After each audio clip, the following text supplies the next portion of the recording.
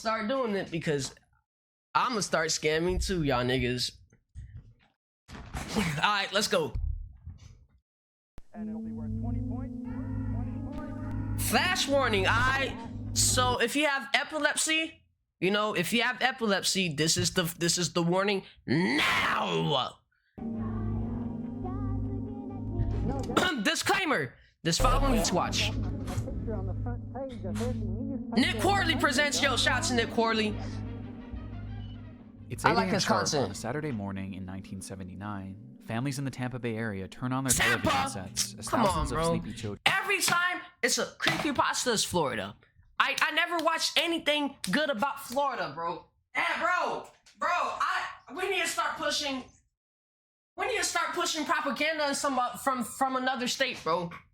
We need to start pushing propaganda from another state, bro. Cause I'm getting tired of this shit, bro. I'm getting tired of this Florida slander, bro. You know what other state is bad, bro?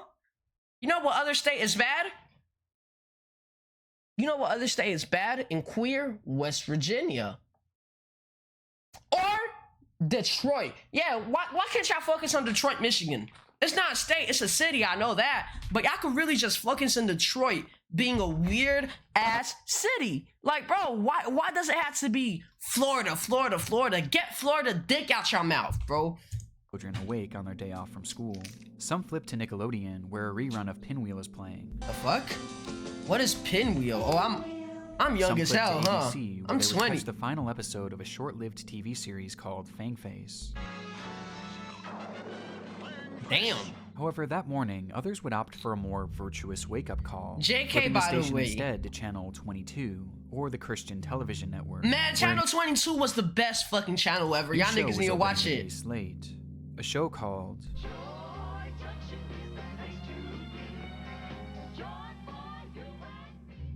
Joy Junction. quickly found its place in the hearts of viewers, with kids immediately connecting with the quirky characters and silly games. Their Christian parents, too, found solace in the show's themes and non-offensive stories, creating a program that could be experienced together as a whole family. From that day on, families all across Florida and eventually across the entire United States came to enjoy the program, which continued on for a run of over 20 long years, until one Saturday morning at 8 a.m. sharp, when, without explanation, the show came to an unceremonious end and was never broadcast again.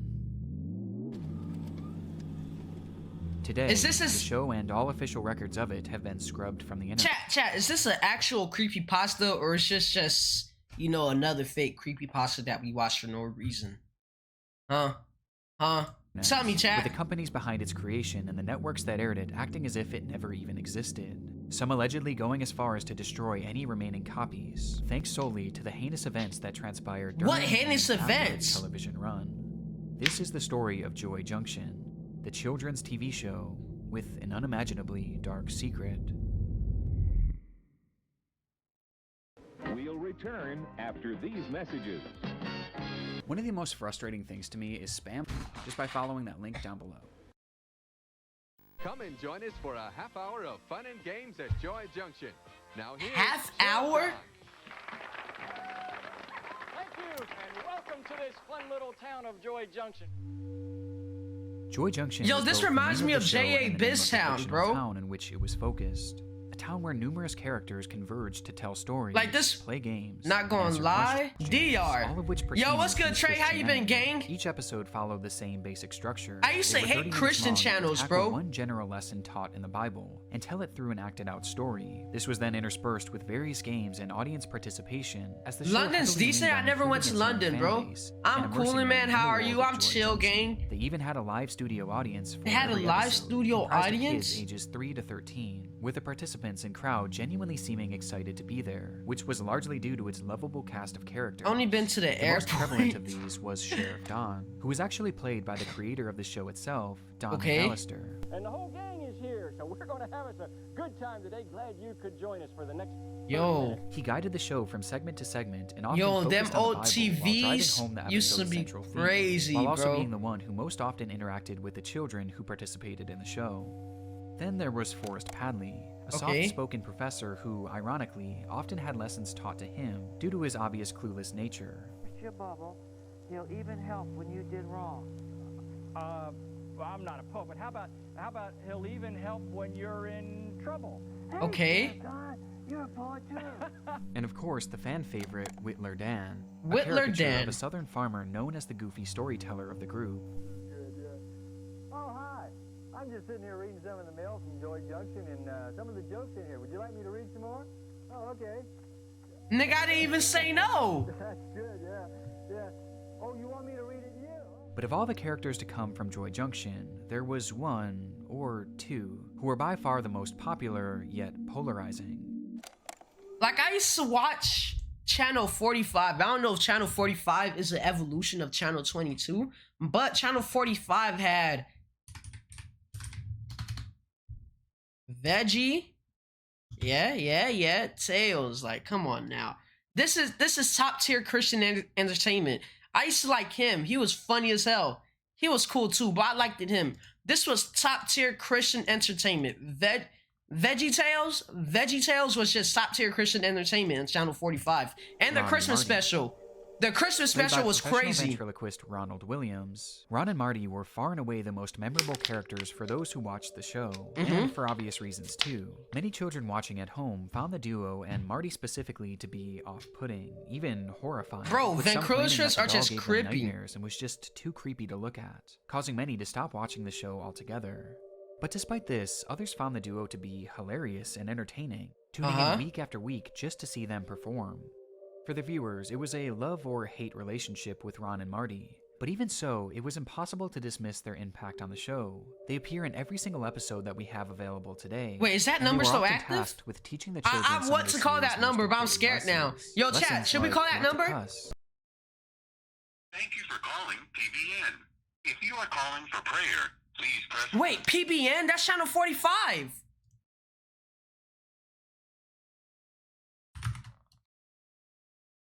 Yeah, that's Channel 45. Oh, shit.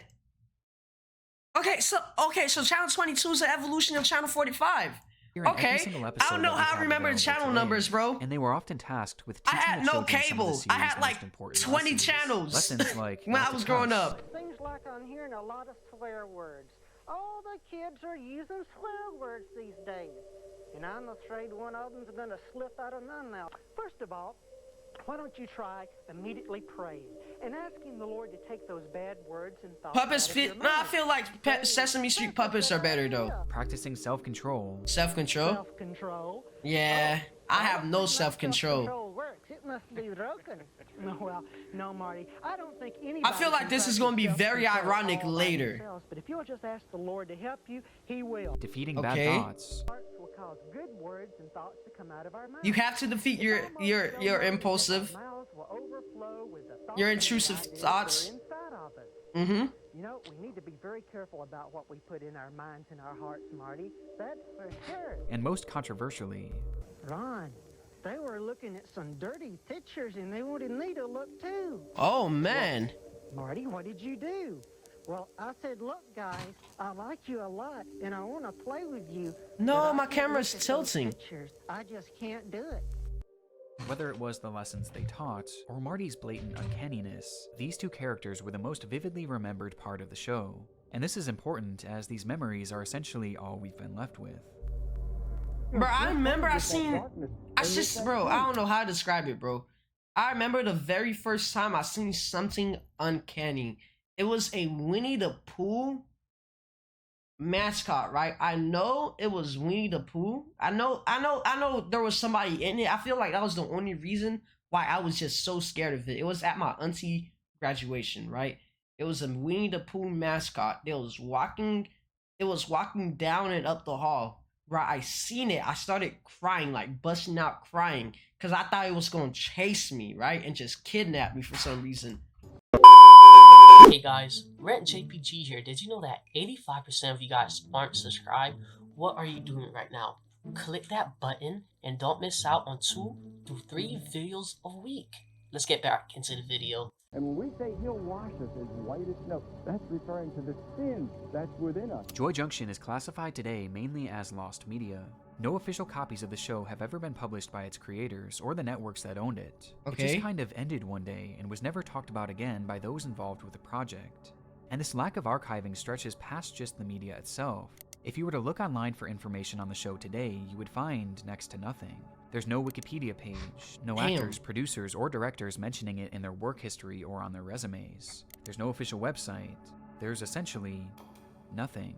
They really tried to get rid of that show. Date in which the show started and ended, despite the fact that the show apparently ran for 20 long years. We know for sure that the show aired on CTN in the 1980s, specifically in the Tampa Bay area, before it was later syndicated and broadcast across the country on channels such as TBN and Smile of a Child. TBN, today, I know none of these TBN. mention the show, TBN was cool. in their lineups, and none of them have ever provided an explanation as to why the show was pulled from the air. The only reason we even know anything about it is thanks to old recordings and VHS tapes captured by those who once enjoyed the show, with a few dozen episodes and some short clips from the series having made their way to YouTube in recent years, essentially serving as the only surviving relics of Joy Junction. Because of this, the show is largely a mystery, and information is incredibly scarce and hard to come by. But after doing some digging, I was able to find some mentions of it in old newspapers printed nearly 45 years ago that did shed a bit of light on the context surrounding its creation. The first mention of Joy Junction came in 1978 within the Evening Independent, though at this point it was not even Fired? Wait, hold on. Yet. Instead, Dark theory, but the mascots are just people dressed as them. They can either be decent or sadistic peoples. It's a 50-50 thing. But I was watching a South Park episode about mascots. That shit had me dying, but like it's really a 50-50 thing. Some people are just desperate for money sometimes soon. Advertisements were placed in the paper weekly for the Faith Community Church, okay, in Largo, Texas, that mentioned including some sort of in-person act specifically for children called 10:45 a.m. Joy Junction. What this performance actually True entailed, colors come but out behind closed just doors. 1 year later, the show That's Joy a Junction facts. would begin filming in Largo, Florida, with these original performances likely serving as the inspiration and the basis for the show itself. Following this trail of newspapers, I also found that the show was created by a company called WCLF, which began broadcasting back in October of 1979, with the founder of the company vaguely mentioning Joy Junction as an upcoming project. The station will rely heavily on videotapes and its early programming using materials produced by dozens of Christian companies that have entered the field in recent years, Flynn said. Among these are Circle Squares, a Sesame Street type children's show, and 100 Huntley Street, a Canadian-produced talk show. Local productions would include Horizons 22, a program patterned after ABC Good Morning America, Joy Junction, a children's show, and several Spanish-language shows for both children and adults. Ooh. And sure enough, W reading reading skills. That same paper included a television guide that mentioned Joy Junction. Okay. Let's see. Horizon 22, we seen that. Damn, back to back. This shit looked like goddamn Cartoon Network when Teen Titans Go took over. Look at this. Oh my god, bro. Where's Joy Junction at? Yeah. Damn, nothing on. Damn, okay.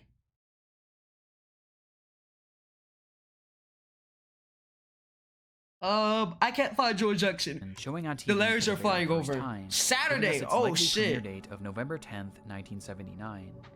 Aside from this, I was able to confirm that the show did in fact play all across the United States and wasn't limited to just Florida. Okay. Which might be why finding an exact date on when the show ended has proven essentially impossible. But the most common belief across the internet is that the show lasted until somewhere around 2004, putting its lifespan at a surprising 25 years. 25 which makes it all the more years? unusual that there's hardly any mention of it online, and that there was seemingly no attempt to ever even archive it. It seemed as if the parties involved didn't just drop the show and forget about it.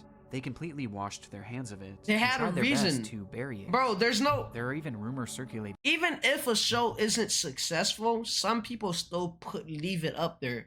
Now, if everybody's just washing their hands because of that, bro, they have a reason for that. CTN themselves. They had have all a the remaining reason. Copies set on fire and destroyed, so that the show would forever be forgotten. What? And when you consider everything that happened, this isn't really all that What surprising. happened? But what is surprising is the extent of the unraveling and the way in which it began, as it all started with a simple water bottle. Water bottle? Raid. It's unknown when exactly the discovery They got was raided made, by the feds? just that it was a terrible one. Police arrest a man under the suspicion of distributing CP, only to find numerous images depicting it on his hard drive, with the vast majority of the victims involved. Let's lock in. Let's lock in. Right now, you know, this was just something chill, you feel me? Just to start out the week. You know, I'm just coming off a ban for hate speech. I don't know how it's a hate speech, but hey, hate speech is hate speech. I'm just coming off a ban. Now they're talking about CP. Now, when it comes to CP and anything that has to do with harms to child, we gotta lock in so we can make fun of them. We always have to make fun of the predators. If we can't physically hurt them through a screen, we have to emotionally hurt them or mentally hurt them, one way or the other. We have to hurt them one way or the other. Let's lock in. Being impossible to identify, except for one. Within the background of one of the images lay a hidden clue. A water bottle displaying the name of a swim and scuba school in Johnson County, Kansas City. Yeah, that nigga's Police did dumb. a search of the area, asking for help identifying the victim, which led them to a young child who swiftly pointed out their abuser as being a man named Michael Arnett. Michael was immediately arrested, after which the true extent of his crime would be uncovered on his home computers. They contained countless— On floppy disks? Yo, you know how much a floppy disk could hold? 8 megabytes. And that was the good high-end floppy disk. Most floppy disks could hold, up to 100 kilobytes of data. That was in the 1970s to 1980s. and videos depicting the same disturbing material, including a great deal that was produced by Michael himself. He The contents produced of these it? images are genuinely some of the most appalling I've ever heard described, though we'll get more into that later, because there is something more relevant to this video that they found on his device. How we doing It today, was a bro? I'm lengthy online cooling. chat How about history you, gang? with a man named Ronald Brown. And Ron, you're not one to talk. You're always on the telephone. I knew the ventriloquist was a weirdo. I knew it. I knew the ventriloquist was a weirdo. If you talk to dolls all day, you might have an issue in your brain. I knew it. I knew it. I fucking knew it. I knew it. I knew it. I knew it. What's this? Well, I guess you've got a point there, Marty. Ronald's life was centered around three things: ventriloquism, what the fuck? Christianity, and children. His primary job was working as a traveling puppeteer with a show called Puppets Plus, working school events, birthday parties, and at local malls. He also hosted a weekly puppet show for his local congregation that he billed as being specifically for children. And of course, he had his role on Joy Junction. Every aspect of his life brought him in close proximity to children.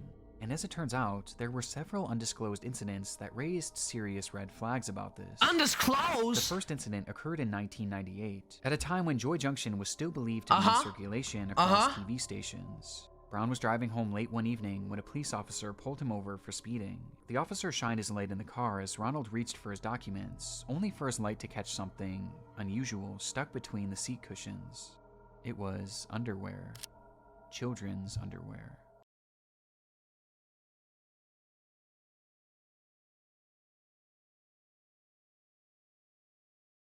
That nigga nasty.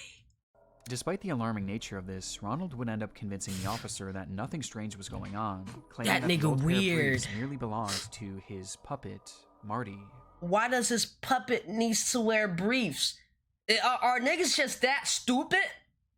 Are niggas just that stupid? Why does a puppet wear briefs? That night, Ronald was allowed to drive away without further questioning. Though things get stranger from here. Around the time of this encounter, Ronald had been living in a home. I see why a lot of serial killers were most active in the 1960s through 80s, bro. The police were just dumb as fuck. If I could get away with something like that, if I could just tell them it was from my puppet, bro, I would have went on the fucking killing streak all day, every day, bro. I would have been the best serial killer alive at this point. Cause these niggas are dumb as hell. That didn't bring what? Conveniently located less than a block away from a popular playground. And upon moving into this home, neighbors began to complain of Ronald's relationship with young children in the area. Every Wednesday, kids from around the block would ride their scooters and their bikes over to his house for free pizza. The group would eventually emerge from the home, and Ronald would drive them in his van to a nearby church, where he would supposedly perform his ventriloquism. These weekly meetups were strange to say the least, especially because they were allegedly fairly secretive, with some children even sneaking off to meet the man without telling their parents. There were even other allegations that Ronald himself had hid their bikes underneath his home, almost as if he was trying to avoid any suspicion. And although I couldn't find concrete proof of this, it was rumored that when neighbors— This is why I said Jeffrey Epstein. This is why Jeffrey Dahmer was just so good at killing. Niggas are just fucking dumb. It was all that goddamn lead in. It was all that goddamn lead in the water. These niggas were fucking stupid. It was all that goddamn lead and everything, bro. It was all those goddamn chemicals in the air. These niggas are fucking stupid. These niggas are just fucking. Oh my god, these niggas are checked stupid. underneath his home, they reported not only finding these bikes, but used sex toys as well, which were stashed there for unknown reasons. There were never any sort of allegations made against Ron, legal or otherwise, but the red flags here are glaring. Red flags that seemingly went ignored, as people bought into Ronald's act as a God-fearing, silly ventriloquist. Though in reality, the chats found on the computer of Michael Arnett shattered this perception in the most dramatic way imaginable. Though even so, these chats What was aren't the what you chat would saying, expect. bro? No, somehow they are much, much worse. They're worse. What's worse than admitting to liking kids?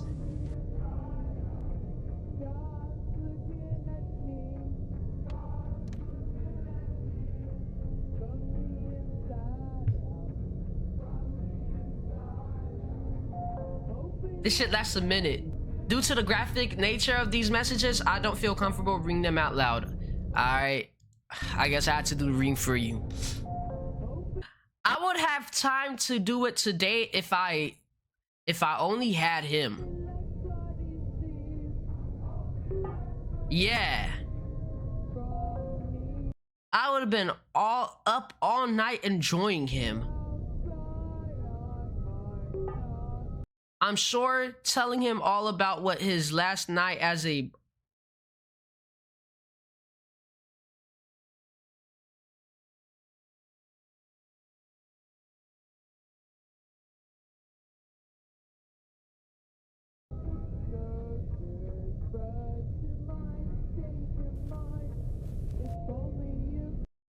I imagine his eyes would.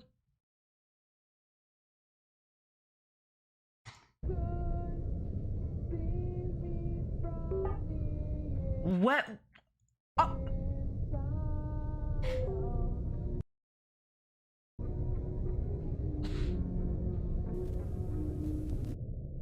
Within their conversations were numerous messages between the Oh two my men, god, this nigga's fantasizing fucking about sick. not only killing children, but eating them Calf Keeper 2.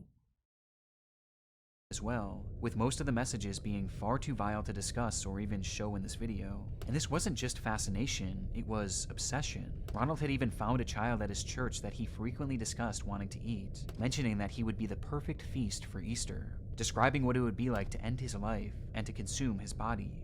And this went far past just talking, as Brown had taken photos of the child from afar and had actually been formulating a plan to kidnap him. He had even sent a photo of the child with black lines drawn over it to show the various spots in which Ronald wanted to butcher him. This was all supported by his friend Michael too, who himself claimed to have eaten multiple children, with the man even sending a photo of a 2-year-old girl that was seen inside of a pot, inside of an oven. And this wasn't the end of the shocking discoveries either, as things were made even worse upon investigators searching into Ronald's username, UE_Lime. In doing so, they discovered an account on a website called cutedeadguys.net, which was and is a forum for sharing images of the dead between those who fetishize corpses. And within his account, Ronald stated that he was one of these people too, admitting that he loved the sight of dead boys ever since he was a young man. And he wasn't lying either. Upon these revelations, Ronald's home was raided, where police would find over 200 images containing CP, which didn't even include the hundreds of others showing tied up children, children being abused, and children that appeared to be dead. Oh no, Along with this nigga's police sick. also found a blow-up sex doll in the home that was dressed in little boy's clothing, and inside one of his sock drawers was another hard drive with images of countless dead children, as well as a single flyer for a missing child in the area. He also had hundreds of images of a young boy named Andrew, who had attended Brown's church and youth group, with the boy having died of a brain tumor years before. Photos that showed the boy's slow physical decline, all the way until his memorial service. You know, Don, you have to invite Jesus Christ to come into your heart and ask him to forgive you of your sin. Upon his arrest, Ronald Brown admitted to everything. He truly did want to eat the child he had been eyeing up at his church, This along nigga's with sick. many others over the years. This has to be the Though after sickest saying case this, I he ever claimed that heard, he bro. would never actually have carried through This with has it, to be the and that Michael sickest and him case were I merely ever heard. role-playing. This is Role heavily playing. debated to this day, as technically there isn't proof that any of these delusions spilled over to the real world. But This that's has to only be the what we sickest know case of, I ever heard, and chat. considering the large quantity of CP in his home, the self-admitted obsession with dead little boys, and the actual plans he had to kidnap and eat a child, it seemed clear that it was only a matter of time before he finally followed through with his desires. For Ronald, there was no defense. And because of this, the judge handed down a sentence of 20 years in 2014. 20 years which ain't would wind enough. up becoming a life sentence. God! As it appears he passed away sometime in 2020, Oh. well before his scheduled release. Oh, damn. That's even better. That's even better. This discovery That's even changed better. the entire context surrounding Joy Junction, the wholesome TV show beloved by children all across the country, only for one of its main stars to be outed as a predator That's even of better. the most disturbing caliber. But there was one Nigga last like discovery dead made by bodies. law He's a enforcement in Ronald's necrophiliac. case that makes the show Weirdo? that much more chilling. Nigga, get During the off to raid on seeing Ronald's dead home, people. Officers found a collection of journals that Ronald wrote in daily, where he obsessively discussed young boys that he had been coming into contact with, highlighting his desire to know what it was like to kill them and to know how they taste. These journals, to my knowledge, have And never he's a been released cannibal. to the public. But the thing I find most interesting about this is the date at which these journals started. 1978, meaning that this disturbing desire had been brewing inside of him for decades. And coincidentally, Joy Junction just so happened to start 1 year later, in 1979, meaning that many of the kids seen on this program Look at were him. likely the very Let's go back, bro. Let's go back. Look at this sick fuck. Look at this sick fuck. 1979, meaning that Licking many his of the lips. kids Why he lick his lips like that? This seen on nigga's program sick. were likely the very same ones Nigga's gulping, bro. This nigga's nervous. Ronald wanted to eat. Oh my god. Given this context, it's no wonder why all parties involved with Look at him, bro. This nigga can't even stay focused, chat. He can't even Joy stay Junction cut ties focused. with it completely. It just Look. changes the entire feeling of the show. From the moment that one simple water bottle was identified, Joy Junction's fate was sealed, and so was Ronald Brown's. Still though, I'm left with many questions after reviewing this case. Was there anything more to that traffic stop in 1998, or those pizza parties with the kids? And how serious was Ronald about following through with his plans Look, to kill bro, he's Steve, with the twitching answer and to these shit. questions likely being taken to the grave along with him? But what I find so fascinating about this case is that the fallout of the raid on Michael Arnett's home is still being felt to this very day. On his devices weren't just chats from Ronald Brown. In fact, there were hundreds of other predators, with officers going on to arrest many of them, some of whom are still in the process of being tried and sentenced. Damn! And when reading into some of these other cases involving Michael, it's evident just how serious these people were about their dark cravings.